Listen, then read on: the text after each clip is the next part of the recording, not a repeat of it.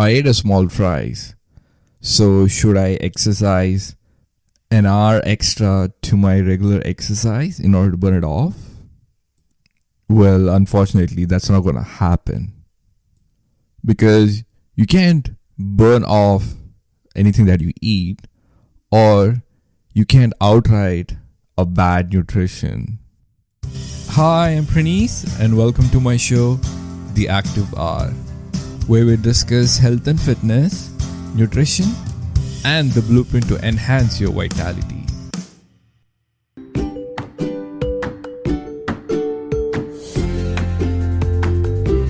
I always had a misconception and wrong notion that whatever you eat, you can burn it off.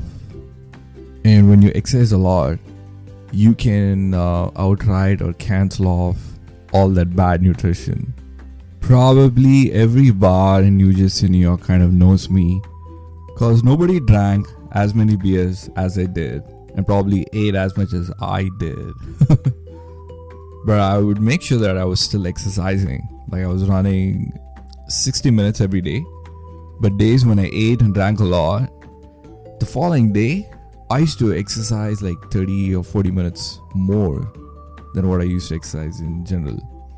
I used to think that these 30 to 40 minutes is going to help me burn off those extra calories that I ate, or used to think that, oh, let me try to burn off all that alcohol in my system. And obviously it made no fucking difference. Because it doesn't work that way. Unless you're super duper lucky, you can't get away with any sort of bad nutrition. So then I was like, let me eat clean, macronutrients dense foods Monday to Friday. And Friday to Sunday, I would just let it go. My body goal transformation results were very minimal. At that time, my understanding regarding the nutritional aspects were quite limited. In order to gain optimal results, you have to be super consistent every single day of the week and for months. I'll tell you a few mistakes that I did. I used to think that, oh, I deserve a cheat meal. Like I wouldn't touch a donut, but suddenly on a cheat meal, I would probably eat like 4 or 5 donuts. And there were so many days my cheat meal would turn into a cheat day, and that would eventually turn into a cheat weekend. Monday through Friday, my nutrition used to be extremely clean and healthy, and I used to eat very mindfully as well. I would start drinking on Friday, and it would go on till like Sunday morning. I used to exercise super consistently from Monday through Friday. Saturday and Sunday, I used to take rest days because I was partying so much. And Monday, I would push myself more than what I used to do, thinking, okay, I didn't eat good over the weekend, so let me try to burn off all those extra calories by pushing myself more. I was lucky enough to get away with this because you can't suddenly push your body so much after a couple of rest days, and especially after partying so much, because you've already stressed your body so much over the weekend. And now when you're trying to suddenly push so hard on a Monday, your body can't handle it. And then I used to stop partying, drinking, and eating crappy foods for like 3 months. And eventually I would get back to my normal schedule of eating good food Monday to Friday and then letting loose over the weekend. To be honest, it was so much fucking fun. Anyway, so once I fixed all of these mistakes, I saw phenomenal results. I was always consistent with my exercise, but once I quit smoking, drinking, eating crappy foods, once I tightened the bolts for my nutrition, made it clean and good, that's when I saw exceptional results. Be it my blood work, be it my body transformation goals, my endurance, my strength, everything else became spectacular. So what is bad nutrition? Bad nutrition isn't just about eating junk food occasionally. It's a pattern of consistently making poor food choices that lack essential nutrients. This can be excessive sugar, refined carbs, processed foods, inadequate intake of fruits, vegetables, and proteins. Alright, how do you fix a bad nutrition?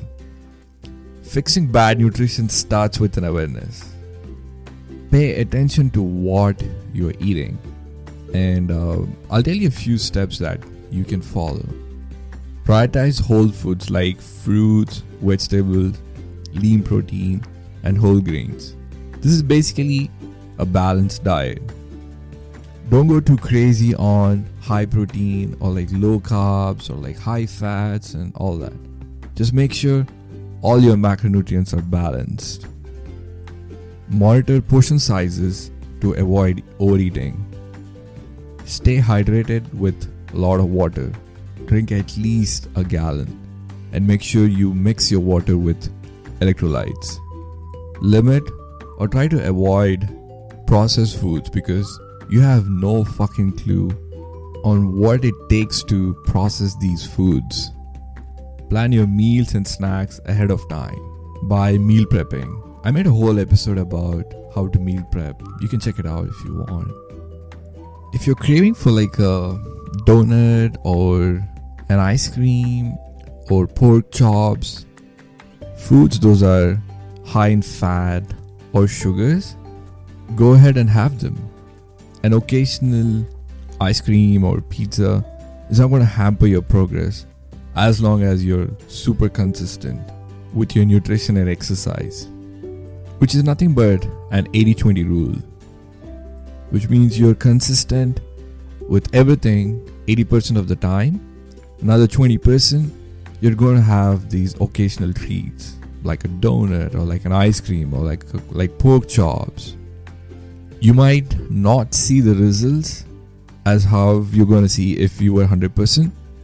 It's going to take a little bit more time, but on the flip side, you're going to enjoy your favorite foods and you're going to see the results as well. But like I said, consistency is the key. Now, it's the $1 million question. Why exercise alone isn't enough?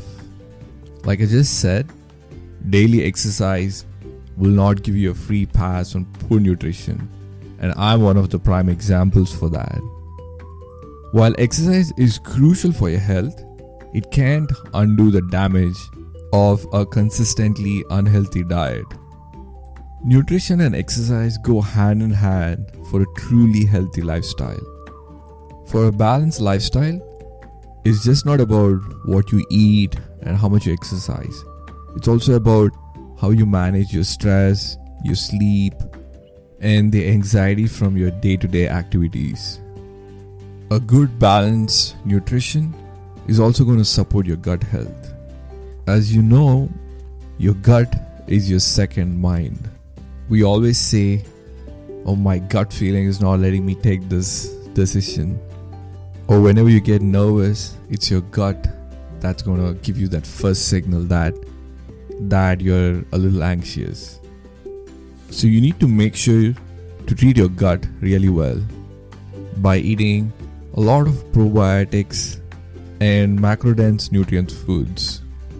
When you don't eat good food and you're still exercising, it's not going to help your gut health, and it's only going to make it worse. Your gut directly sends signals to your brain. If you're hungry for too long, it increases your anger. Some call it hangry, which my wife always gets. Another strong signal is if your stomach's upset, you're going to fall sick. Every decision that you take is directly correlated to your gut. So you need to make sure that you take really good care of your gut. A strong gut, fueled by a balanced and nutritious diet, sets the stage for your body to truly thrive. Thank you so much for listening to this episode, and I hope you enjoyed it. If you did, please leave a review from where you're streaming from. Share my show with your friends, and I'm so glad that I was able to entertain you. Thank you for tuning in to the Active Hour podcast. And until next time, be ambitious, exercise every single day, eat nutrient dense foods, and stay active.